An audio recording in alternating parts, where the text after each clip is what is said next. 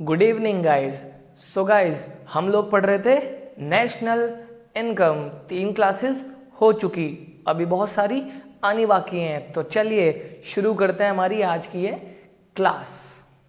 अब national income निकालने से पहले गाइस थोड़ा सा कुछ जानना पड़ेगा। तो चलिए देखिए ज़रा, डोमेस्टिक प्रोडक्ट, नेशनल प्रोडक्ट। देखिए गाइस, हमने पढ़ लिया था डोमेस्टिक टेरिटरी के अंदर जितना भी final goods and services produce होता है उसकी जो मनी वैल्यू होती है वो कहलाती है डोमेस्टिक प्रोडक्ट। और रेजिडेंट द्वारा एक साल में जितना भी गुड्स एंड सर्विसेज प्रोड्यूस किया जाता है उसकी जो मनी वैल्यू होती है उसे कहा जाता है नेशनल प्रोडक्ट। मानोगे ना? अब गाइस, डोमेस्टिक प्रोडक्ट 2 तरह का होता है, gross domestic product, net domestic product. देखिए, जब हम डोमेस्टिक प्रोडक्ट को वैल्यू करते हैं including the value of depreciation, क्या जब हम डोमेस्टिक प्रोडक्ट निकालते हुए वक्त डेप्रिसिएशन को भी कंसिडर करते हैं, उसको भी ऐड कर लेते हैं, उसे तो कहा जाता है ग्रॉस डोमेस्टिक प्रोडक्ट। और जब हम डेप्रिसिएशन को इंक्लूड नहीं करते डोमेस्टिक प्रोडक्ट में, उसे एक्सक्लूड करते हैं, उसे कहा जाता है नेट डोमेस्टिक प्रोडक्ट। तो आसान भाषा में गाइस, मतलब देखिए, ग्रॉस का मतलब होता है टोटल और नेट का मतलब होता है लेस हुआ हुआ। तो जब हम डोमेस्टिक प्रोडक्ट को वैल्यू करते हैं इंक्लूडिंग डेप्रिसिएशन, जब हम डेप्रिसिएशन को एक्सक्लूड नहीं करते, उसे तो कहा जाता है ग्रॉस डोमेस्टिक प्रोडक्ट। और जब हम डेप्रिसिएशन को एक्सक्लूड कर देते हैं डोमेस्टिक प्रोडक्ट निकालते हुए टाइम, उसे कहा जाता है नेट डोमेस्टिक प्रोडक्ट। ओके, अब ग्रॉस डोमेस्टिक प्रोडक्ट भी 2 तरह का होता है guys, MPFC, yes, market price factor cost. पिछली क्लास में हम लोगों ने पढ़ा था। तो जब हम ग्रॉस डोमेस्टिक प्रोडक्ट को वैल्यू करते हैं on the basis of market price, जब हम ग्रॉस डोमेस्टिक प्रोडक्ट को वैल्यू करते हैं मार्केट प्राइसिस पर, क्या जब हम ग्रॉस डोमेस्टिक प्रोडक्ट को वैल्यू करते हैं on the basis of market price, उसे तो क्या कहा जाता है GDP at MP, gross domestic product at market price. जबकि जब हम डोमेस्टिक प्रोडक्ट को वैल्यू करते हैं on the basis of factor cost, ये भी हम लोगों ने पढ़ लिया था, उसे कहा जाता है gross domestic product at factor cost. अच्छा, सिमिलरली गाइस, जब हम नेट डोमेस्टिक प्रोडक्ट को वैल्यू करते हैं on the basis of market price, उसे कहा जाता है NDP at MP, net domestic product at market price. जबकि जब हम नेट डोमेस्टिक प्रोडक्ट को वैल्यू करते हैं on the basis of factor cost, उसे कहा जाता है NDP एट FC या फिर डोमेस्टिक इनकम। ओके, तो बहुत आसान था गाइस, ध्यान से देखिए। डोमेस्टिक प्रोडक्ट 2 तरह का था, ग्रॉस, नेट। जब हम डेप्रिसिएशन को इंक्लूड करते हैं ग्रॉस डोमेस्टिक प्रोडक्ट, और जब हम डेप्रिसिएशन को इंक्लूड नहीं करते नेट डोमेस्टिक प्रोडक्ट। जब हम इन्हें मार्केट प्राइस से वैल्यू करते हैं तो GDP एट MP, जब हम इसे वैल्यू करते हैं फैक्टर कॉस्ट पर तो GDP at FC। Similarly NDP at FC और NDP एट MP। अब बिल्कुल ऐसे ही नेशनल प्रोडक्ट, ये भी 2 तरह का होता है, gross national product, net national product. तो गाइस, जब हम क्या करते हैं, जब हम नेशनल प्रोडक्ट को वैल्यू करते हैं इंक्लूडिंग डेप्रिसिएशन, हम डेप्रिसिएशन को नहीं हटाते, उसे तो कहा जाता है ग्रॉस नेशनल प्रोडक्ट। और जब हम नेशनल प्रोडक्ट निकालते हैं एक्सक्लूडिंग डेप्रिसिएशन या डेप्रिसिएशन डिडक्ट कर देते हैं, उसे क्या कहा जाता है नेट नेशनल प्रोडक्ट। फिर से वही बात, जब हम ग्रॉस नेशनल प्रोडक्ट को वैल्यू करते हैं मार्केट प्राइस पर, उसे कहा जाता है GNP at MP, gross national product at market price. और जब हम लोग इसे FC पे वैल्यू करते हैं फैक्टर कॉस्ट पर, तो कहा जाता है gross national product at factor cost. Similarly, जब हम नेट नेशनल प्रोडक्ट को वैल्यू करते हैं on the basis of market prices, उसे कहा जाता है NNP एट MP। और जब हम नेट नेशनल प्रोडक्ट को वैल्यू करते हैं on the basis of factor cost, उसे कहा जाता है NNP एट FC, जिसे हम बोलते हैं नेशनल इनकम। तो फाइनली न्यूमेरिकल टर्म्स में हमें पता लग गया, डोमेस्टिक इनकम होती है NDP एट FC और नेशनल इनकम होती है NNP एट FC। अब हम तैयार हैं इसको कैलकुलेट करने के लिए।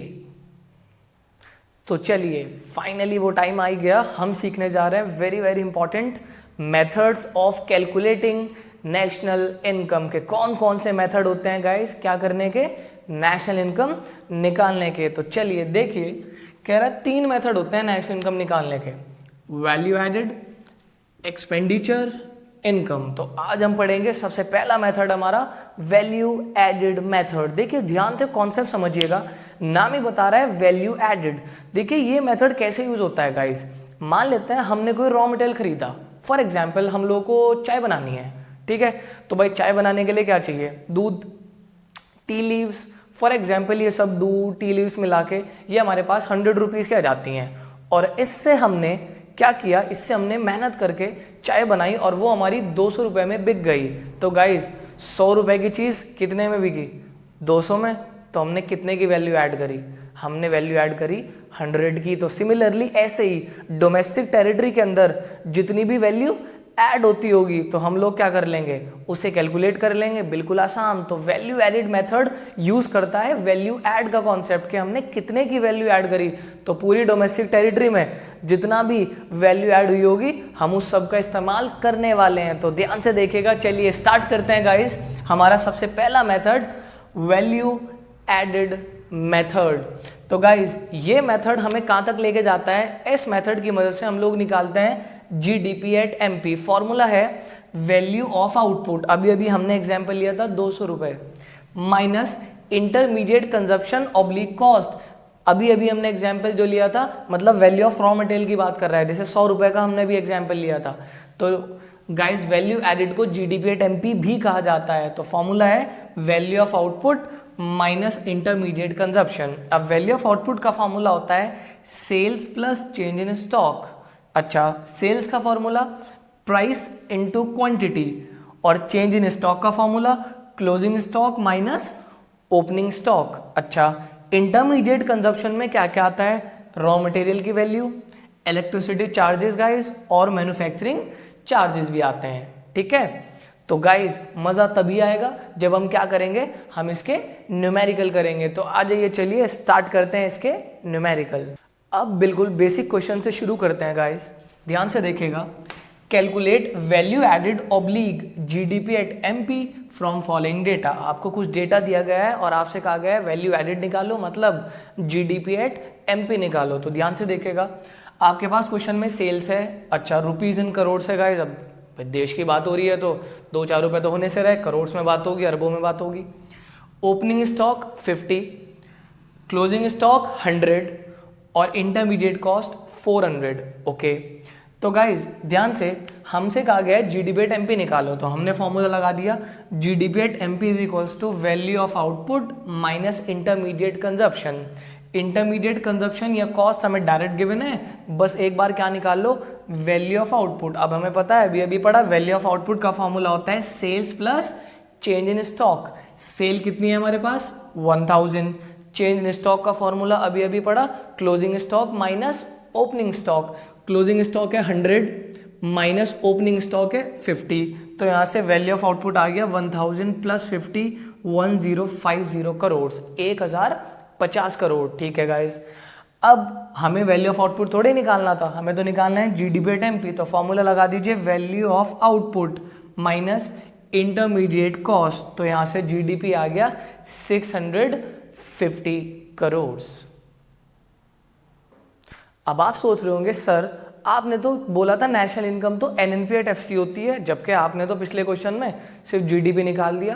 तो भाई सब्र करो, जल्दी शैतान की होती है। तो देखिए चलिए आ जाइए सीखते हैं नेशनल इनकम कैसे निकालते हैं। लेकिन उससे पहले आपको कुछ एडजस्टमेंट्स याद रखनी पड़ेंगी जो हमने पिछली क्लास में पढ़ ली थी। सबसे पहली ग्रॉस नेट। देखिए अगर ग्रॉस होता है बड़ा और नेट होता है छोटा, तो अगर ग्रॉस से नेट पे जाना है तो ग्रॉस से नेट पे जाने के लिए हम करते हैं माइनस डेप्रिसिएशन। क्या, ग्रॉस से नेट पे जाने के लिए हम क्या करेंगे, माइनस डेप्रिसिएशन। और डेप्रिसिएशन के हमने काफी सारे नाम पढ़े हैं, but most of the time question में आपको एक नाम मिलेगा, कंजप्शन ऑफ फिक्स कैपिटल। तो डेप्रिसिएशन की जगह कंजप्शन ऑफ फिक्स कैपिटल भी लिखा जा सकता है। तो पहली एडजस्टमेंट है हमारी, ग्रॉस से नेट पे जाने के लिए हम क्या करेंगे, माइनस डेप्रिसिएशन। तो सिमिलरली अगर नेट से ग्रॉस पे आना होगा तो सर कोई बात नहीं, प्लस डेप्रिसिएशन क्या हो गया, ठीक है। सेकंड गाइस, MP से FC पे जाना है, मार्केट प्राइस से फैक्टर कॉस्ट पे जाना है। तो MP से FC पे जाने के लिए हमने पिछली क्लास में भी सीखा था minus net indirect taxes NIT, और इनडायरेक्ट टैक्सेस का फॉर्मूला सॉरी एनआईटी का formula indirect taxes minus subsidies, और इनडायरेक्ट टैक्सेस किसके बराबर होगा, क्वेश्चन में आपको जीएसटी दिया हुआ होगा। सब्सिडीज क्या होती है हमने ये भी पढ़ लिया था गाइज। अगर इनडायरेक्ट टैक्सेस क्वेश्चन में नहीं होंगे जीरो मान लेंगे, और सब्सिडी क्वेश्चन में नहीं होगी तो भी जीरो मान लेंगे। मतलब कहने की बात, अगर इन दोनों में से एक चीज भी दे रखी है तो हम दूसरी को जीरो लेट कर लेंगे। तो हमने दो एडजस्टमेंट सीख ली, पहली ग्रॉस से नेट पे जाने के लिए माइनस डेप्रिसिएशन, और दूसरी गाइज एमपी से एफसी पे जाने के लिए माइनस एनआईटी। तो अगर एफसी से एमपी पे आना हो तो प्लस एनआईटी।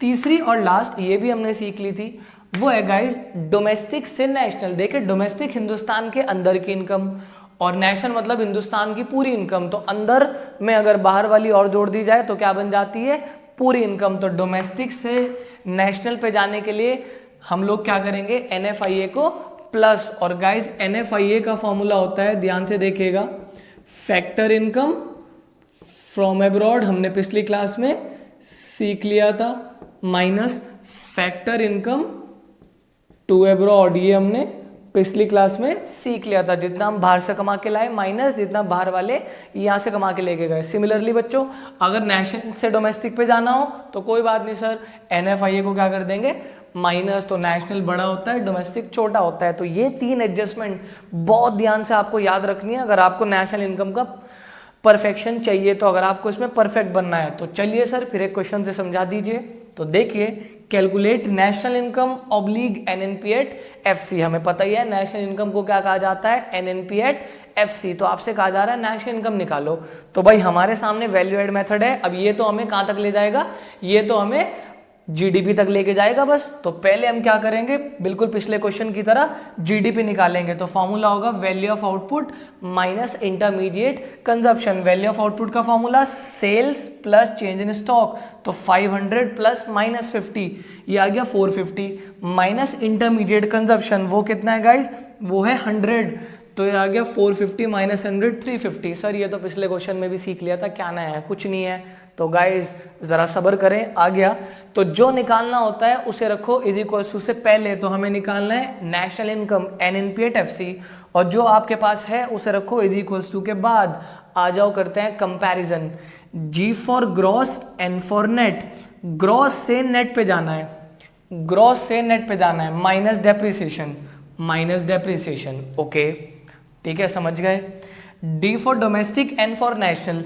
डोमेस्टिक से नेशनल पे जाना है, डोमेस्टिक से नेशनल पे जाने के लिए प्लस एनएफआईए। ओके, एमपी से एफसी पे जाना है, एमपी से एफसी पे जाने के लिए माइनस एनआईटी। तो सर ये तो बहुत आसान था, अगर हमें तीनों एडजस्टमेंट याद है तो ग्रॉस से नेट पे जाने के लिए माइनस डेप, डोमेस्टिक से नेशनल पे आने के लिए प्लस एनएफआईए, एमपी से एफसी पे जाने के लिए माइनस एनआईटी। अब हमारे पास डेप्रिसिएशन कितना है, 50 है गाइस, एनएफआईए कितना है, -10 है गाइस, और एनआईटी कितना है, ये हमारे पास 20 है।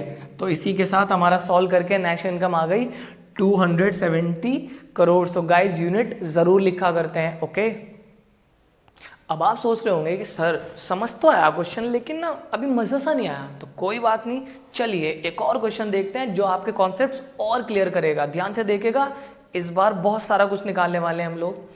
तो calculate GVA at FC, NVA at FC, NNP at MP, NNP at FC। Sir अब ये क्या वाला है भाई, VA को पढ़िएगा DP, तो इसका मतलब calculate GDP at FC, NDP at FC, NNP at MP, NNP at FC मतलब नेशनल इनकम।